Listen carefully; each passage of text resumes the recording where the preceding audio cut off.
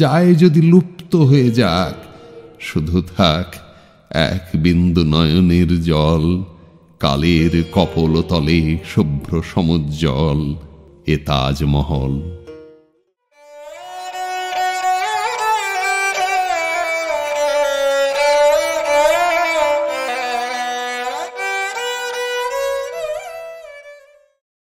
কালের নিয়মে যমুনা দিয়ে গড়িয়েছে অনেক জল, বিতর্কও ছড়িয়েছে বিস্তর।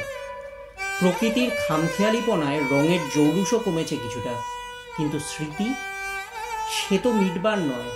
তাই তো সে স্মৃতিসৌধ, তাই তো সে তাজমহল, মমতাজের তাজমহল। শতাব্দীর পর শতাব্দী ধরে এখানেই ঘুমিয়ে আছেন তিনি।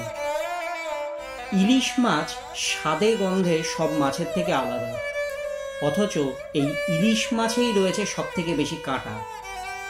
তেমনি তাজমহল, প্রেমের এই অদ্ভুত স্মৃতিসৌধকে ঘিরে পরতে পরতে লুকিয়ে রয়েছে ঘৃণার অভিব্যক্তি। আর তাই বোধহয় স্থানীয়রা বলেন, তাজমহল থেকে বেরিয়ে আসার সময় আর পিছনে ফিরে তাকাতে নেই, কারণ তখনই মনে পড়বে এই চাঁদের গায়ে থাকা কলঙ্কময় অধ্যায়গুলোকে, আর তাতেই আপনার মনে তাজ হারাবে তার জৌলুস। এই যে প্রেমের অপমান, ভালোবাসার অপমান, মিথ হলেও থাক না সেটা হই। ঘুমাও মমতাজ, তুমি নিশ্চিন্তে ঘুমাও এখানে। আমাদের কাছে এই সৌধ না হয় শুধুই থেকে যাক এক অমর গাথা হয়ে, বাকি সব পড়ে থাক আলগোছে। আজ ভ্যালেন্টাইন্স ডে, এক মৃত্যুর করুণ গল্পগাথাকে ঘিরে বিশ্বজুড়ে প্রেম দিবসের উল্লাস উদযাপন হয়। তেমনি তাজমহলের ইতিহাসও, সেখানেও তো এক ভালোবাসার করুণ মৃত্যুকে মনে রাখতেই গড়ে তোলা হয় এই স্মৃতিসৌধ। তাই এই প্রেম দিবসে আমরা তো একবার সেই ইতিহাসের পাতায় ফিরে যেতেই পারি। তথ্যে পাওয়া যায় মুঘল সাম্রাজ্যের পঞ্চম সম্রাট মির্জা সাহাবুদ্দিন মোহাম্মদ খুররম, যাকে পরবর্তীতে আমরা শাহজাহান বলে চিনি, তার সঙ্গে বিয়ে হয়েছিল আরজুমান আরার। সালটা ছিল 1607। বছর 15 খুররম প্রথম দর্শনেই প্রেমে পড়েছিলেন আরজুমানের।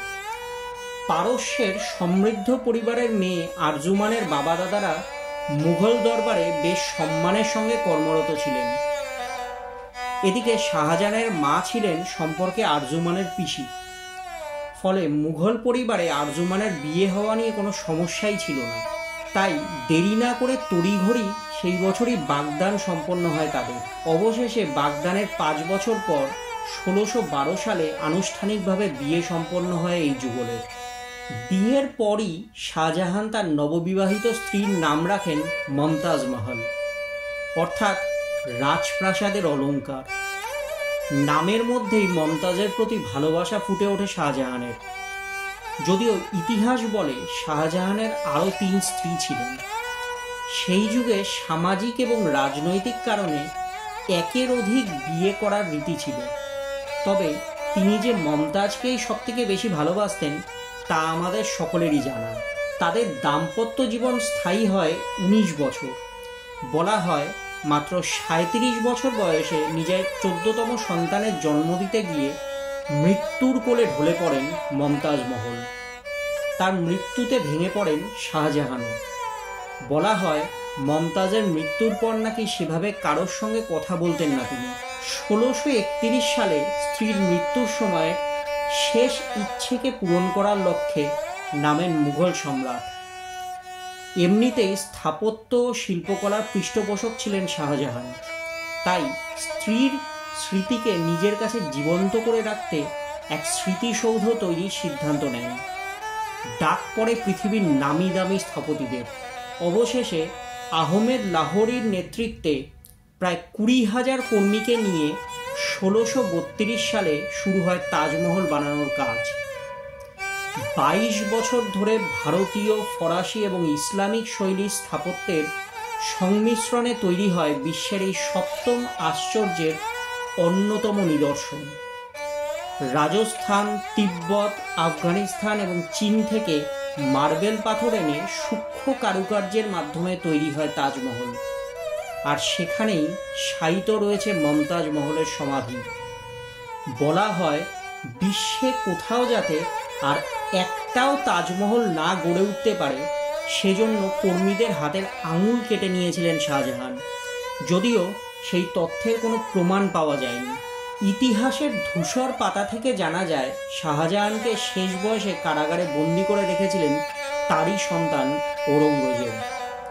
সেই সময় কারাগারের কুঠুরি দিয়ে তাজমহলকে দেখতেন শাহজাহান, মনে করতেন মমতাজের সঙ্গে কাটানো প্রতিটা সময়। মন যেন ধীরে ধীরে আরো ভাঙতে শুরু করে দেয় তার থেকেও বেশি ভাঙে শরীর। ওই যে ভালোবাসার টান, এ কি ভুলে থাকা যায়? তাই সেই কারাগারেই ধীরে ধীরে মৃত্যুর কোলে ঢলে পড়েন তিনি। মৃত্যুর পর তাকেও মমতাজের পাশে সমাধিস্থ করা হয়েছে তাজমহলেই। দিনের এক এক সময়ে আলোর সঙ্গে সঙ্গে নিজের রূপ বদল করে তাজমহল, আবার জ্যোৎস্না রাতে তার রূপ যেন মমতাজের সঙ্গে মিশে যায়। রাত বাড়ে, চারিদিক নিস্তব্ধ হয়, সেই সঙ্গে ভালোবাসার অমোঘ স্মৃতি নিয়ে ঘুমিয়ে পড়ে মমতাজও। তাই আরও একবার কবির ভাষায়, যায় যদি লুপ্ত হয়ে যাক, শুধু থাক এক বিন্দু নয়নের জল, কালের কপোলতলে শুভ্র সমুজ্জ্বল এ তাজমহল।